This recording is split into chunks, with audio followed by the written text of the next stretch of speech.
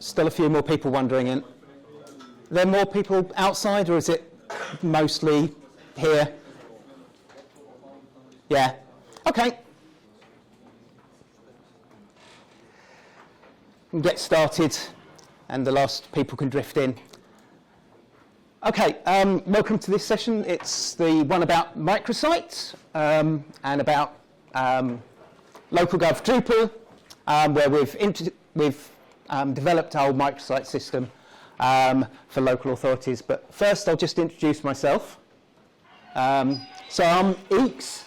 I'm ekes on Drupal.org. I'm ekes on Drupal community, Fediverse, Mastodon. I'm ekes on GitHub, ekes on everywhere. So if you want to find me, it'll be ekes. I'm a freelance developer. I like to say I'm a freelance developer for projects for a better world. And the LocalGov project is definitely one of the ones that's actually doing good things, and it's saving local authorities, so that's municipalities, lots of money. English-speaking, native English speaker? I should be able to say those sentences the right way around when I am. So if I speak too fast, can you just kind of tell me to slow down? So, this session, what I'm going to do, well, first of all, I don't recognise so many faces in here, so I've probably not done presentations to you about LocalGov Drupal generally. So could you put your hands up if you've ever heard of LocalGov Drupal? Okay, there's only a few hands. Okay, so I'll give a quick overview of what LocalGov Drupal is, what the project is, why it exists, and actually slightly, and importantly for this microsites thing, how we built LocalGov Drupal itself in the first place. I'll then start talking about the microsites and what we built for the microsites project. And then I'll go into how we built it. I might as well, in the last section, I will be showing code. How many people here consider themselves PHP coders, look at the back end of it? So most people will be comfortable with it. It is kind of high, I show lines of code, I explain what's going on, but we kind of go through it in quite high level. So if you aren't, it should still make sense as a narrative, what we're doing. But I will definitely talk about exactly how the access control is being done and all the rest of it. But first we'll look at the projects and how it sees and why on earth we set about building it. So, a small bit about LocalGov Drupal itself. So I was saying it started in the UK. It's also in Ireland now, and I know there are other places looking at it, and it's for municipalities, local councils, city councils, things like that. But it's a publishing platform, so it is also being used by, I know, other government institutions in the UK already. But what really makes it different is less the platform and it's the community, which I'll mention in a moment. We've built a sort of starter kit distribution. Again, I'll explain that, which is really built out of a set of modules. Go the right way. How it came about, and I think a lot of you will recognise this, it's actually another London council, someone from Miggle, I think, built them, and they did lots of user research into building a council website. And then Brighton and Hove Council borrowed lots of the code. And then the person, Will, who's a bit of a driving force behind LocalGov Drupal, then moved to Croydon Council, and he just took Brighton Council's code and installed it in Croydon. And I'm sure you've got used to the fact that even like most agencies will have a starter kit. So it was sort of like, why are we redoing this over and over again? Can't we make something that all the local authorities can just use out of the box? Him being less of a coder and more of a very good, manager, managed to get money out of central government to turn this into a project that could be rolled out at lots of local councils, as long as at the end of the project it would be a thing that could stand on its own feet. So that was the alpha and beta project, and it has ended up as an open digital co-op. So it's a co-op the thing that looks after the code and the community is a cooperative with voluntary membership. And that membership is made up of councils.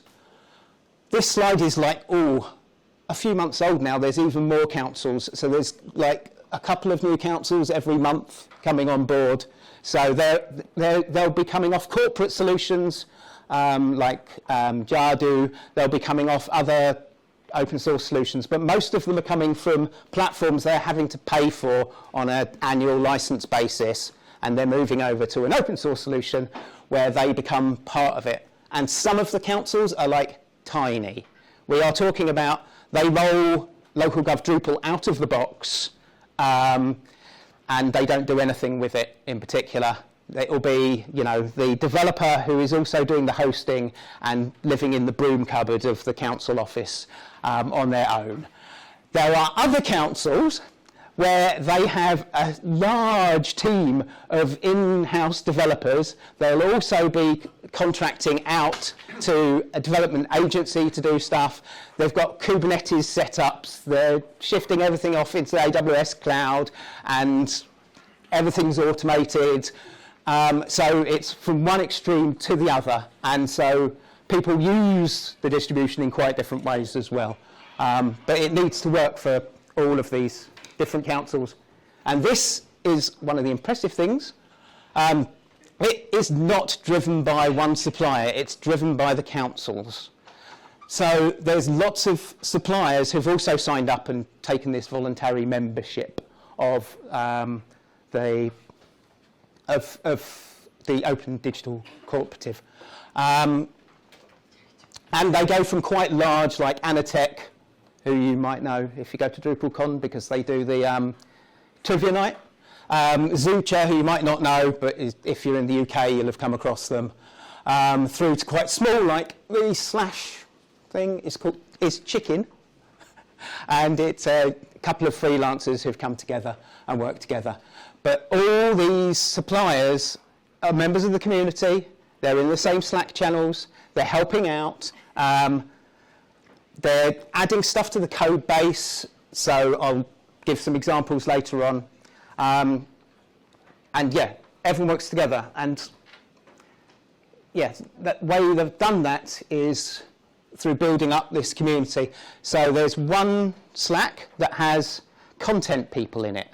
So the people at the councils who are building and entering the content and also looking for new features can talk to each other. There's an anecdote that I'm told works really well for this.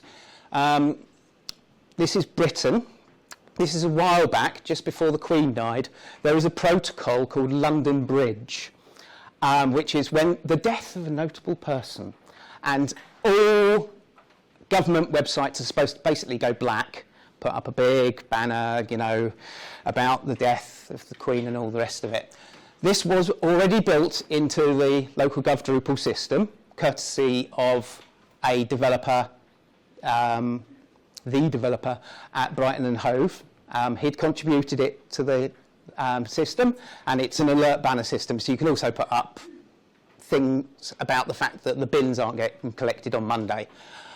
But people realised that this was going to be a thing, and they were chatting in the Slack channel, and so everyone knew how to set up the site, what to do, which button to press, and I can tell you the local gov councils, the Drupal local gov councils, were faster than some of the national government websites on getting the banner up and getting everything in place. And that's just because they can share information and really easily just work out what to do. For the code, we're actually on GitHub. Hopefully we will move to Drupal.org's GitLab once all the issues have also moved to GitLab. I'll show you where that is. And then the whole community is set up on something called sociocracy. So there are different groups who have different areas of concern. So I'm on the technical group, and we decide what stuff comes into the distribution or where it goes, make decisions about the coding standards and so forth. The product group say we really want this feature. Who can develop it? is there someone who's interested in this, that sort of thing. Okay. And the other thing that I think has really made the community special and different, and yeah, you've got to think there's all those councils who are sharing code, and all those agencies who are sharing code, and talking to each other, and supporting each other and writing documentation. And I think one of the things that's made a huge difference is everybody has to sign this memorandum of understanding. So I don't know if you've ever worked, well, I'm sure you've worked. You say you're going to be using an open source project, and you say that you want to like contribute the module back to Drupal.org that you wrote for a client. And it's really difficult to convince people higher up that this is a safe thing to do, or that they were going to agree to it.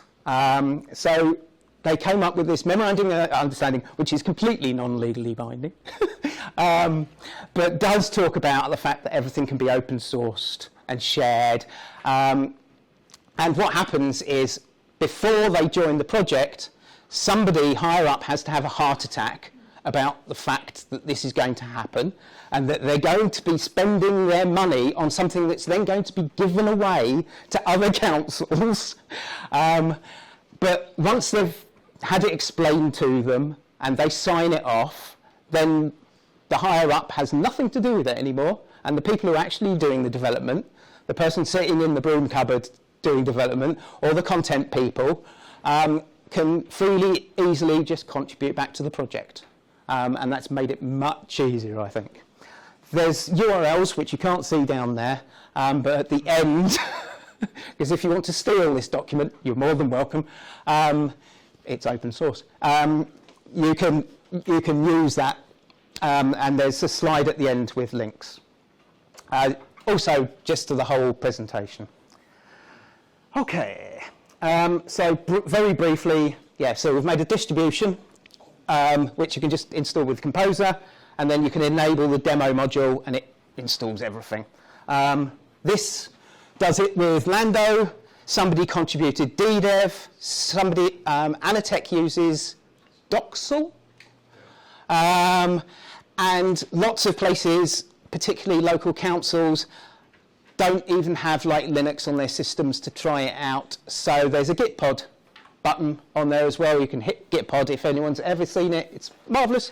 It spins up a full Visual Studio code in the cloud. You can get the distribution, you can play around with it, try it out very easily. Like I say, it is on Drupal.org, but all the code is on GitHub, but we will move it, particularly because people want the contribution credits. So it's so much about community. You want to put, get the contribution credits that you get on Drupal.org for all those agencies to show what they've put into it. And yeah, people have written loads of documentation, link at the end. And so there should be reasonably good documentation to get you started if you want to have a look at it. But we put as little as possible into the profile. So when we start using recipes, there's a couple of sticking points, but it should be fine. And in fact, it's really just built out of lots of modules. And you can install the modules separately into another site. So if you wanted just the geo entity, that you can definitely install in a separate site, the directories, those things. You don't actually need to install LocalGov Drupal. This is leading towards the Microsites thing, because it's made our life so much easier, because we can just take features out of the LocalGov distribution, starter kit, and put them into the Microsites one, because that's what people want. They want the functionality out of their big websites to use on smaller websites. And I can run down the examples there. So yes, Alert Banner was developed by one of the in-house developers at a council. Step by Step was from a different council. The Care Quality Commission, I think Greenwich council paid an outside developer to do. The Irish Service Catalogue came from Anatech. The web forms came from a council. Publications came from Chicken. So it's all people contributing in. The most recent one was there's elections coming up in the UK. So they need elections reporting. Someone's done lots of stuff with charts and graphs for one of the councils. It's very specific code, but it's been able to be generalised, made to fit the standards for LocalGov Drupal, and then brought in. And they've done the work on it. That was Rahalian for Cumbria, if I remember. So that's a sort of breakneck speed. What is LocalGov Drupal? Why does it exist? But and we talked about that product group. After we built all of this, and it's still being built, the discussions were, what's the next thing that you definitely need? And everybody was coming back and saying, what we've got is we've got this department and they don't want to look like the council website. The design of council websites in the UK are very strictly tied to the design system, which you'll see later on when I show directories. And it's very clean. Whereas if you want to be advertising your wedding services or the adoption services or all these other things, people are going off and building another website. And it's usually Wix or WordPress or something, and then it's not being maintained, and people forget that it existed. And so all the developers are getting really upset that they've got unmaintained stuff that isn't meeting the accessibility standards for which they can be fined, and they can't control it. What they would like to do is bring everything into the website so it's really clean, but there has to be some sort of play between them. So that's where we started the Microsites project. And what we built, well, let's look at what they built with it. These were all quite early ones, but you can see the examples of things. It's lots of bigger pictures, more customizable look and feel. This is a family hub, so it's got the directories feature enabled on it, but won't have other features that the local government website would have. And quite often so this northeast community forest will go across several local authorities, so it can't be branded with one authority's thing. Getting you to move to Newcastle, and get quite a few others. Yeah, fostering services are quite common. And sometimes they look completely different, and this is not a local authority. It's the National Building Control Market and Surveillance Office. But they're all built on microsites. Okay, so before I get to the specifics of what it looks like or how it works, one more thing. So I mentioned that all these developers and in-house people don't actually want all these microsites, and certainly don't want them off at Wix. So the first part of the project was actually writing them a thing, and link at the end again, as a set of questions to ask to see where the website site should end up, whether it should end up on the central website, or whether it should actually be a sub-site within the central website, or whether it should be a microsite, or whether it's actually so serious you should build a whole new Drupal website completely separately.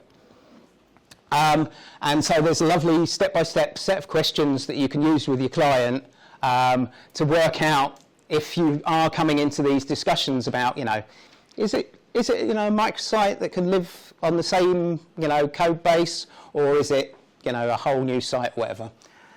Bit of work was done there. So, to the thing what got built. So, we spent some time doing user research And what came out was a design that was based with one website that controls all the other microsites.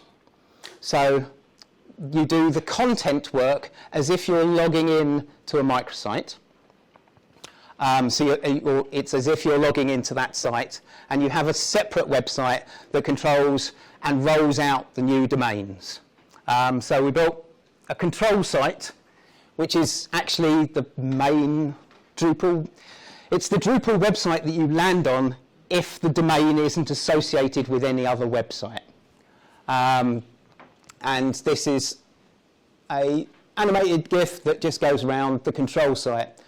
Lots of the actual features there, which you probably can't see because it's too small, are to do with content, and they've gone from the new version. I will talk about that. But you have a site where you can control the different domains and roll out a new website. And I'll show you how easy this is. So there's the domain I'm going to put the website onto.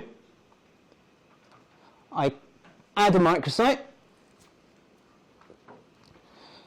give it a name. This actually becomes the group name. So that was the group part of the form. This is the domain module part of the form. And it will take a moment to create the website because it also rolls out some sample content to get people started. So if I did correctly, it's set up the site, and then going back to the other thing, it's already created it. So it's literally that simple. It's just enter a name, enter a domain, assuming the domain is pointing at the same Drupal instance, and you have a microsite.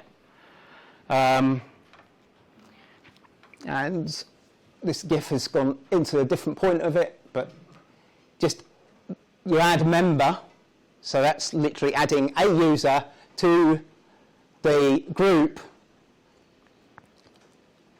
So they're the people who can administer the site, and now when you go to the user page, that user can log in and they get the user content administrator site admin view of the website. So, and what we did is all those microsites were then built out of different components. So now this is off the control site, which really just does, I want to roll out a new website. This is the administrator. We then install the different content types and things that are in LocalGov Drupal. So we have blog post and so forth. And if I play this, what would happen is a content admin who wants to create a directory entry. Oh dear, I have to play it up here.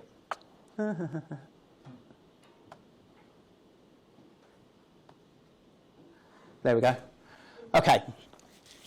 So there are all the content types that have been installed that we've chosen to pick from LocalGov Drupal and put them into the microsite.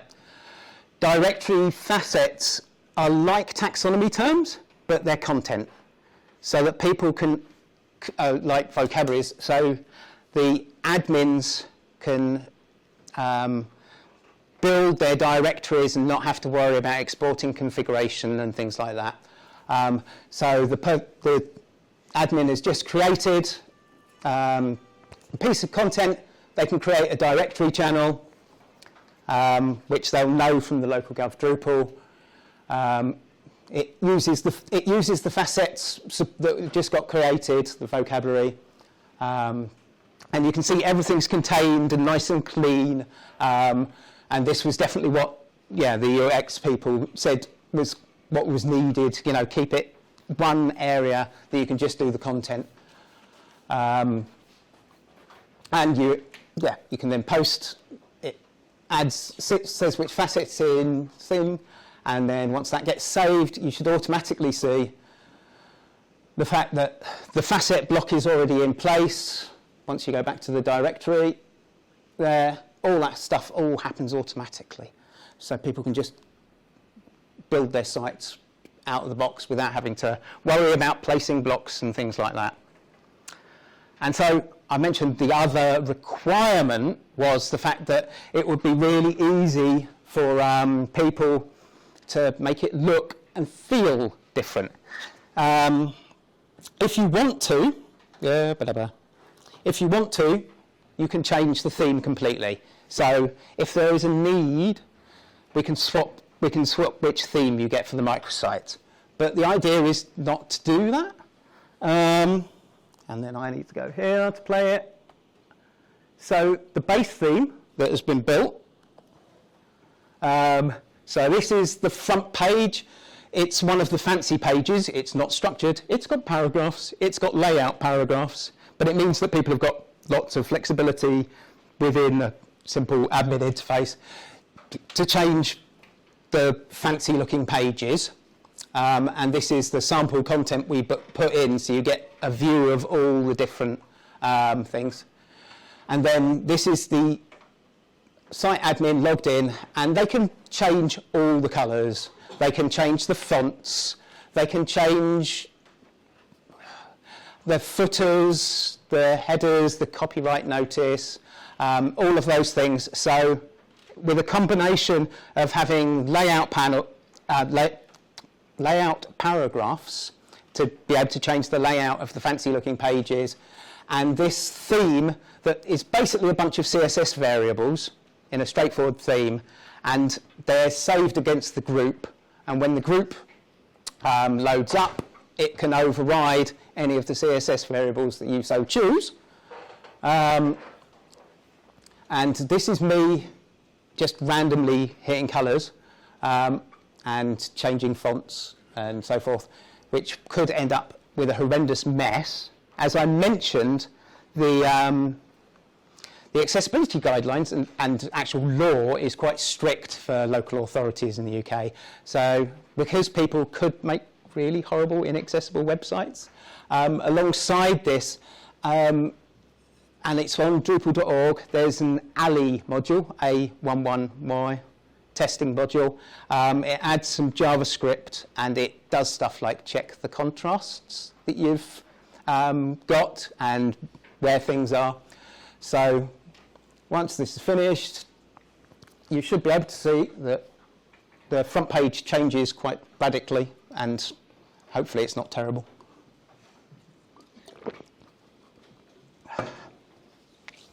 So yeah, it's kind of red. The footer has changed, and I think does it scroll up properly? Yeah, but you can do whatever you want. So all those sites you previously saw with the different banners, with the different colours and all the rest of it, were using exactly the same theme. So let's start getting a bit more codey.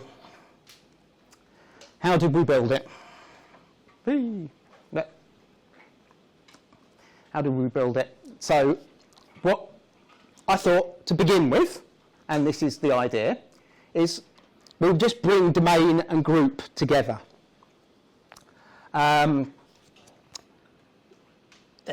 Just check. So domain module already exists. It's been out there for years. It's been a way of segmenting content onto different URLs for the same Drupal website. Group module's been out there for years. You can have different members of groups. They have different permissions and all the rest of it. So join them together. There was already an existing domain group module. It was working with domain and group version 1. So that's what we want. But it just also, group was doing the same. It's working with node access. I said there was code. So what it's doing is it's making node access grants based on the group settings. And that's not really what you want, because it's not just the nodes of a site that you want per domain. It's the taxonomy terms, it's the vocabularies, it's the media entities. It might even be some of the configuration, although you can also do that with domain config. Group versions 2 and 3 use entity access. So I think that's fine. We can work with that, can't we? So it does an entity access. And this is what I meant, really cool. Group will wrap config entities and be able to do access control on them. And then it has a plugin system, and we're going to come back to this throughout the system because I kind of had to learn how it worked and possibly didn't understand it properly at the beginning. That allows you to get into how to choose what gets access and what doesn't. Now the trouble was I couldn't remove, because there's already a plugin involved, I couldn't remove permissions depending on the domain. So I figured I can just do an entity access myself, and I can just very simply have a look at what the current relationship is, and what's dropped off the bottom there is the access result false if it's not the right domain. Otherwise, we don't do anything. We just say whatever other rules about being able to see the content stay the same. That was simple enough. The other thing group does, because you don't always do an entity access query, views makes SQL queries for lists. Or you do an entity query for a list and you don't check each one. So it also, this is group, it alters those queries, and I am not going to go into the code that alters those queries. It's mind-blowing. But again, it uses the plugins to work out the permissions, to then put a join on it to say, is there access or is there not? So that's, and yeah, so it has to do it for entity queries, view queries. It just adds the tag and then it applies it.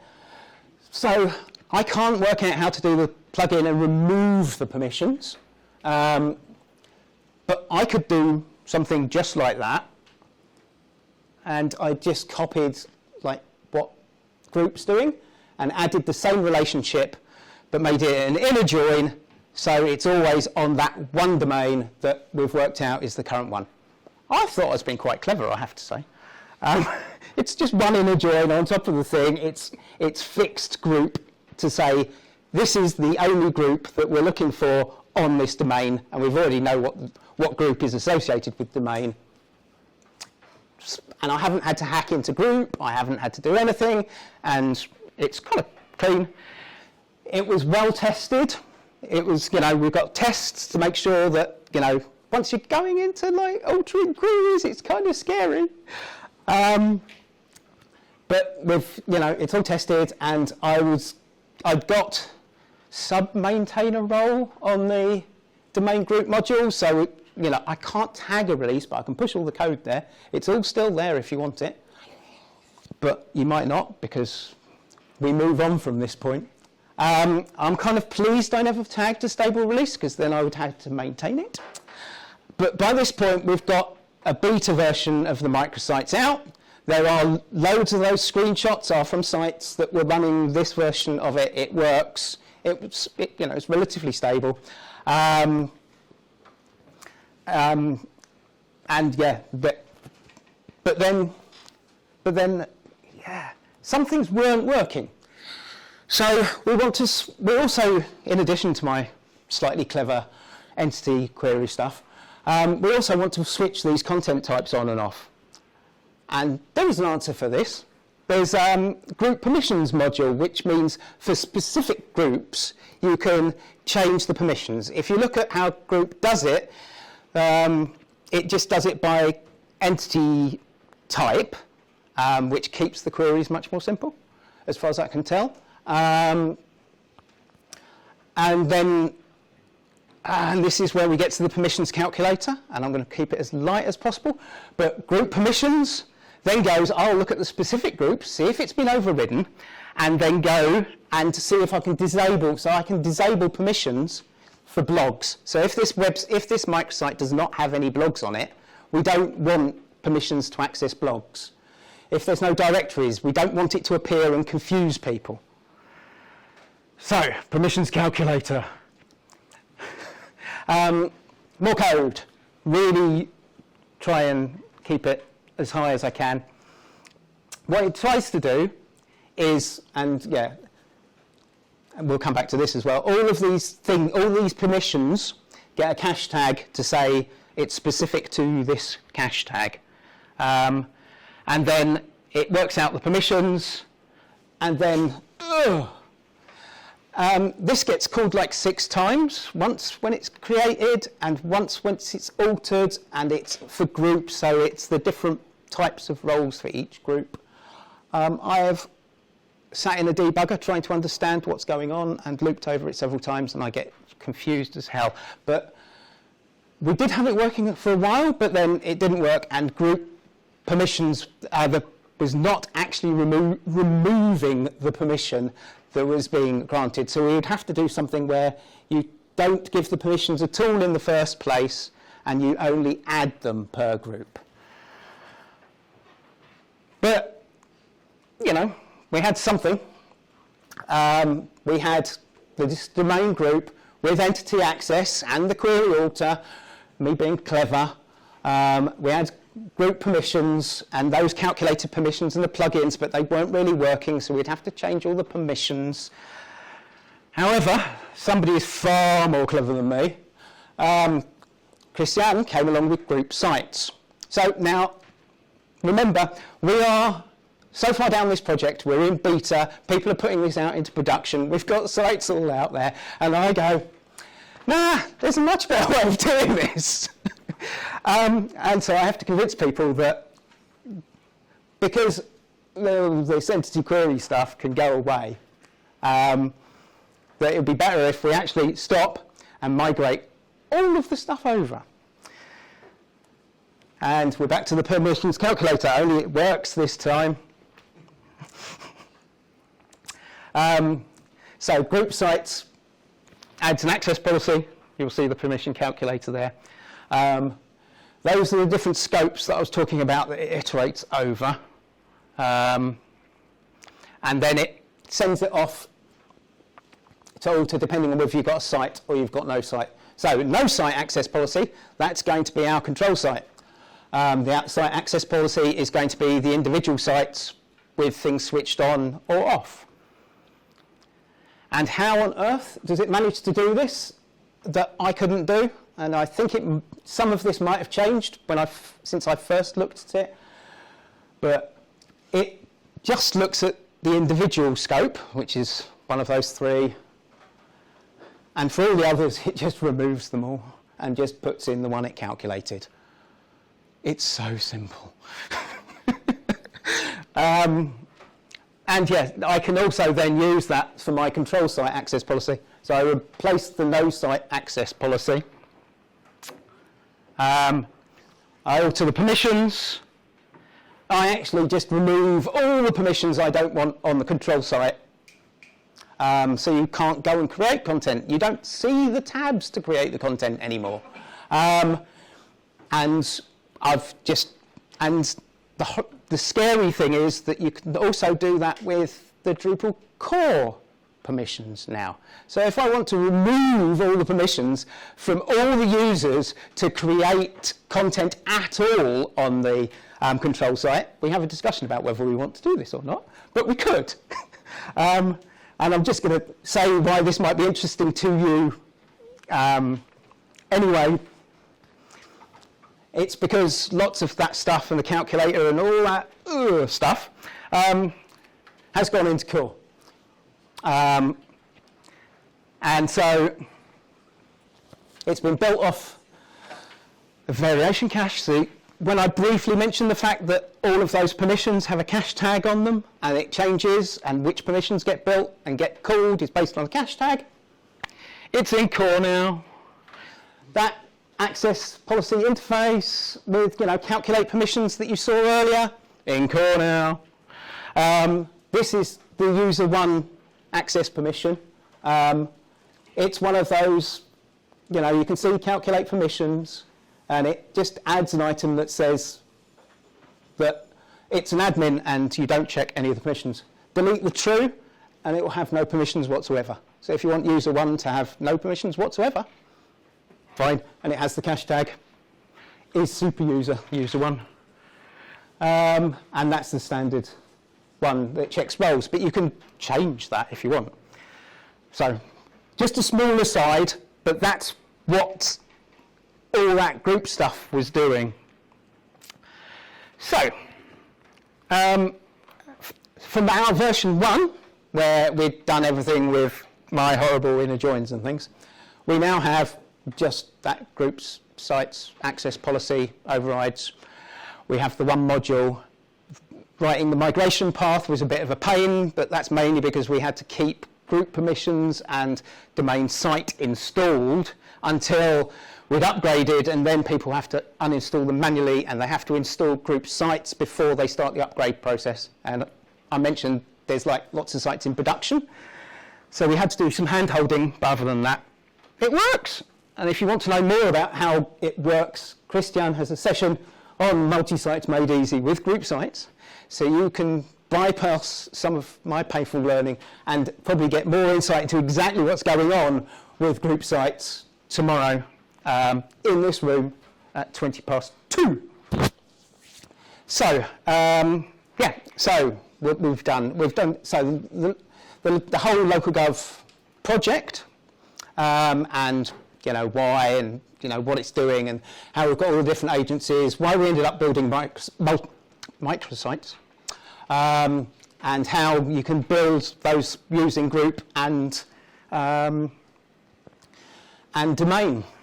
So, or you could just do it with a path. That's another question. So those URLs I promised. The top one should redirect you to the slides itself. LocalGov.Drupal has got the links off to everything. And yeah, the last one, we didn't look at it so much, but you saw that very clean directories design. That was from the government design system for the UK. If you ever want stuff that includes user testing, research, says why you have to have a huge box, checkbox that overrides the box and all that kind of stuff, that's on there. So, yes, we still have a few minutes. So are there any questions? I kind of rattled through quite a lot of stuff. So on LocalGov Drupal or the microsites? We just need to pass the microphone. Okay. I get a chance to drink some water.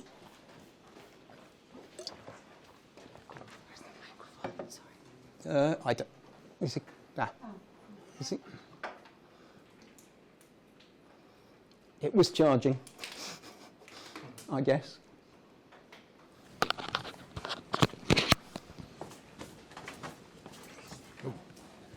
Thank you. Hello. So with microsites, presumably your council will have a main council site. Will the microsites be part of that, or will they be a separate Drupal collection of sites? That was another discussion we had. Should we actually allow councils to put microsites into their main site? And we kind of came to the conclusion, particularly for that UX thing of having a control site and microsites, it's better if they rolled out one installation that was for microsites and one installation for their main site. And the other thing is we're kind of scared that you've got something that's really static and really heavily cached and all the rest of it, and then they might be doing weird and wonderful stuff with the microsite. So we thought it might be safer if we keep them separate. So yeah, they'll have a main LocalGov Drupal website, and then they'll have a microsites installation, and yeah, and then that has all the deployment loveliness of making sure that all the subdomains point at it and all that kind of stuff, which again with local authorities can be complicated because to get a .gov.uk subdomain requires this, that and the other. So yeah, we kept them separate mainly for usability and on a safe bet for performance. I think there was another one up there.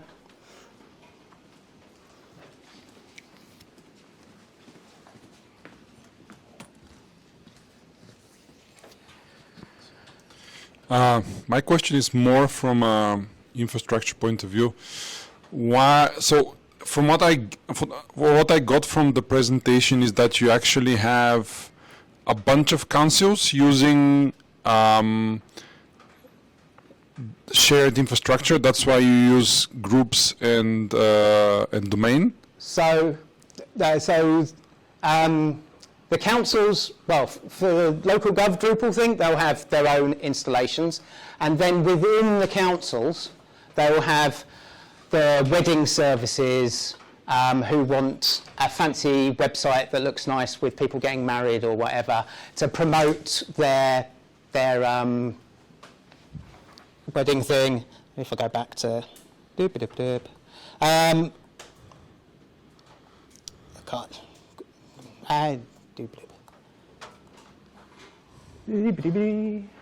So, where were the examples?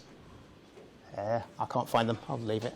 Oh, never mind. Just. But yeah, so there are those slides I showed with lots of different ones. It's because their fostering services want something different, or their child services need a directory that is separate from their main website. But you're still handling this within the same code base. So why not? So all the why not multi-site rather? Because from what I get, you don't have like separate databases on the multi-site, right? No. You have one Drupal installation. Yes. So why? Why? I mean, why did you get to that architecture or this decision? Yeah. So going back to the thing that it needs more control, rather than having a Wix site and a WordPress site and a thing site, or setting up a really complicated Kubernetes, whatever, automatic deployment system that runs the updates on multiple systems and updates like 10, 20, 30 different sites. They update one website. The chap in the cupboard has one website that updates all the microsites. They can control what themes are being used. They can make sure that there is control over the usability, the accessibility of the different sites, so people don't go off and install weird and wonderful other things. So you're saying that all the local municipalities, all the services, and other users of the consumers of this the local gov, they're using one single installation with one single database? That's per council. They have council, their own okay. site, and then they have okay. like 10, 20 of these microsites. They're just small sites Okay. for the wedding services, for the market, to show off the market, Okay. for the forest that is then shared between a couple of different councils. They have a separate website just to talk about the things you can do in the forest, that sort of stuff. Okay. But then you had also like municipality stuff, like the one with the excavator. What was you have different types as well? Yeah, but I think that was a government institution that then has small brochure sites for specific things that they just want a subset of a department to be able to maintain. So that's the other thing. You want permissions for, only this department looks after this little bit. This department looks after this. But then the reason is mainly size then, right? Rather than doing multi-site. Yeah, so on the proposition thing that I mentioned at the beginning, one of the options is, no, you should roll out a whole new Drupal website. If sometimes that will make sense. Sometimes it should be in the council's own website. Sometimes it should be a microsite. And that's usually more appearance than anything else.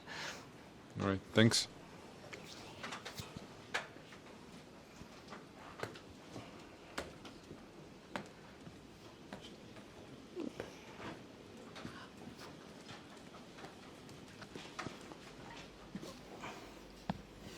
Hello, thank you for your presentation. I'm just wondering whether you know of any other projects that are trying to build similar things. I am certain that Christian will mention a whole load, because the reason the group sites module was developed was a client that they have who I think has a crazy amount of them, I think. I'm sure we'll find out. Well, maybe just on that note, actually in Germany there's the DE-Gov and the distribution, which is, I think, set out to do a similar thing, but and this is why I really appreciate your talk, and it was very interesting, the whole community aspect, because that part, they actually, I don't know if they didn't intend on it or they failed at it or whatever, but that is not the case. So it was solely maintained by one vendor, and so it never really went anywhere.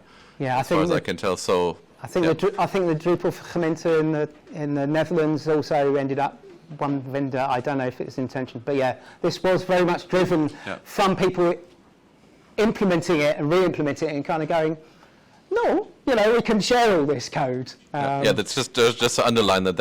I think you put a great emphasis on this community aspect. And I think that's very well deserved, that emphasis, because yeah. Cool. Thanks.